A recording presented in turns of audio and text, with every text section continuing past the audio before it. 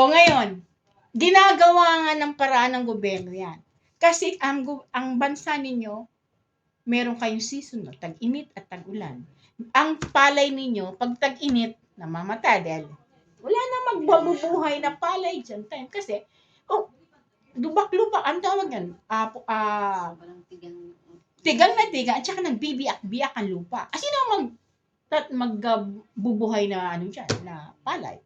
So, gagawa ang gobyerno ninyo, dahil may pera ang gobyerno ninyo, can afford, hindi umaasa si BBM sa mga sinisingil ng buwis, dahil kulang sa buwis. Dahil alam ni BBM na sana punta yung pera sa ilang milyon ng budget, sana milyon, kulang pa.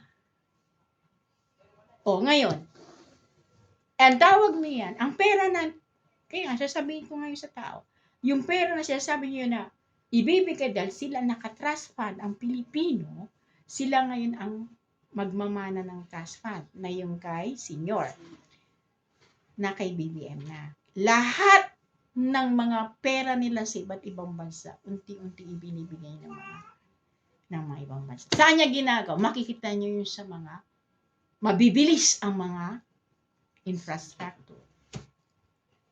Lahat, magkakaroon kayo ng kuryente. Hindi na kayo sa ganyan-ganyan, mahalang meron. Dahil private owned na yan eh. Dati sa gobyerno yan. Lahat ng inyong mga tubig, Meralco, yung mga kuryente, kukunin ni BBM na kuryente yan. Tatayo siya ng sarili niya, gobyerno. Hindi yung makikipag-alyad ka sa private. No. Tatayo na siya sa sarili niyang tubig. Tatayo niya sa sariling tubig. Ano ngayon ang inaano? Ano ngayon ang pinaplano ni BBM? Ano yung pinaplano niya ngayon? Yung sa West Philippine Sea. Malaki yun. Dahil... Sige po, dito na lang sa akin. Pero nakikita po. Kumunta ka ng vlogger ha? Sige. Doon. Balik tayo doon sa Dolomite. Vlogger ang gusto ko. Kasi ano po. Bahala na kung sinong available. Basta ganyan, ako magsasalita, maghahayag na naman. Yun ang malaking halaga na pinaglalaanan ni BBM. Ang utak ni BBM, hindi nyo kaya yan. Arokin. Matalino yan. Yun ang pera na gagamitin para magkaroon kayo ng dun sa ilalim. Ang gusto ni China ay makipag-hati siya nung sa panahon ni Pico. Hindi po yun. Kaya ang salita ni BBM, kahit 1 inch, di ba? Sabi niya sa kanyang mga sonar, na hindi niya ito pakakawalan. Kasi, alam niya na meron siyang plano dyan. Kasi kung ibibigay niya 1 inch, makikipag-share. Kasi ang China lang naman ang ano dyan ang interesado. Alam ni China, meron langis dyan. Kaya inakupahan nila yan. Pinaglalaban nila yan. Kanila daw yun. Paano mag-i-iyo yan? Nakuloko ka pala. Dahil meron kang ambisyon doon. Kung iyon na yan, yung das na yan, sakop yan ng langis. Ngayon, si Digong, kay Bobo man, pumatay lang naman ang taong gusto niya, wala man siyang vision, wala siyang pera, so ang gagawin niya, ganon. Si BBM, salita lang niya sa buong mundo. Ilang ikot siya sa buong mundo. Salita lang niya, nag-uutos na siya lahat ng presidente, sumusunod sa kanya. Ang Amerika, sumusunod siya. Ayaw pa niyo yan? Samantalang si Digong, samantalang si namang salita ng mga kanyang mga spokesperson, gano'n. Ang kalokohan yan.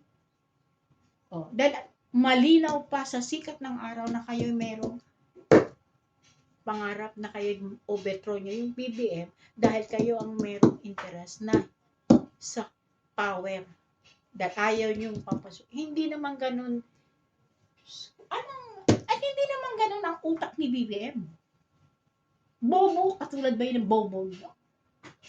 Gagamitin niyo si Inday para lang i-overthrow gobyerno at maging pa. Ano lang ni Inday?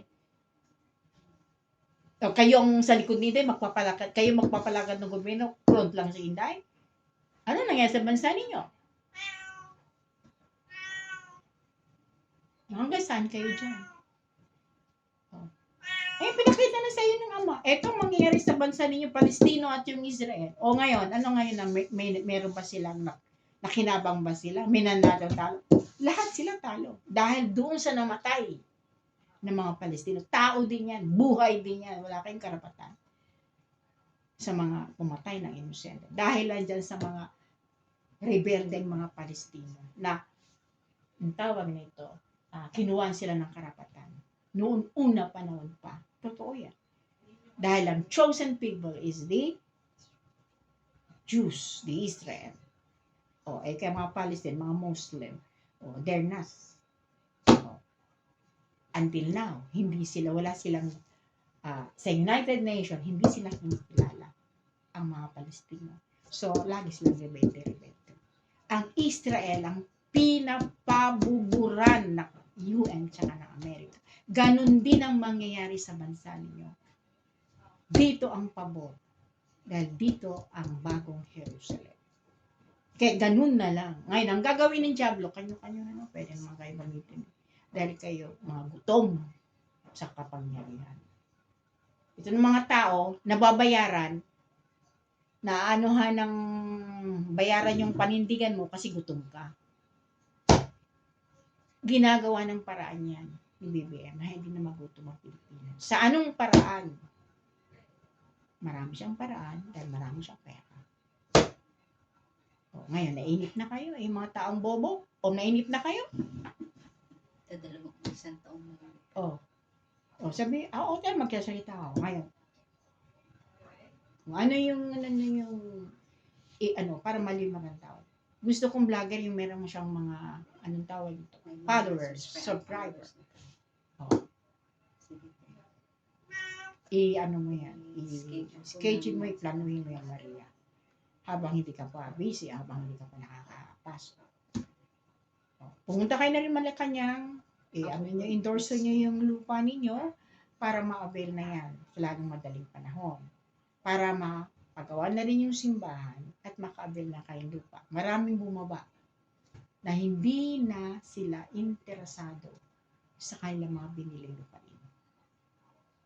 ninyo. Kaya umakyat din kayo doon para ma-update din kayo sa ano yung nangyayari sa Sitio Igibans, para may update nyo. Dahil pag yan ay na-applyan nyo sa Malacanang, sigurado yan, titignan nila ang lupang yan.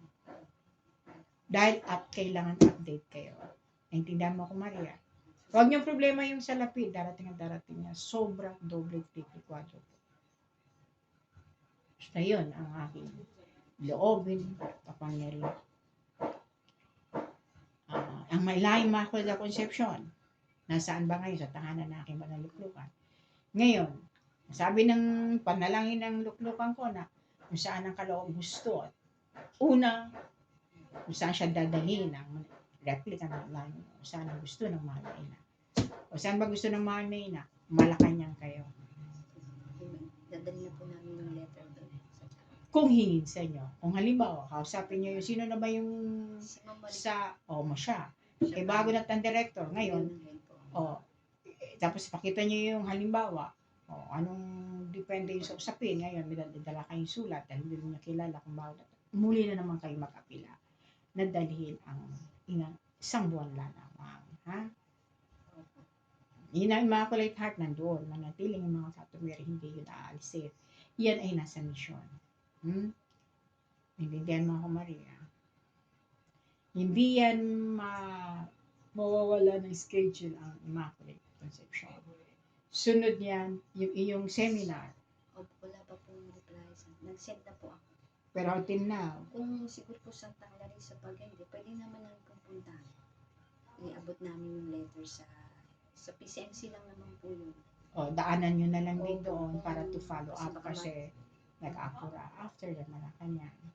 Sa eskwelahan na malapit na magbakasyon. Yung mga Ave Maria po yun. Ave Maria. Ave Maria. Alleluia. Alleluia. Sa bayan ko sa ng Espiritu Santo. Ama namin na nasa langit, sambahin ang ngalan mo, mapasamin ang kaharian mo. Sundin ang kalooban mo dito sa lupa para na sa langit.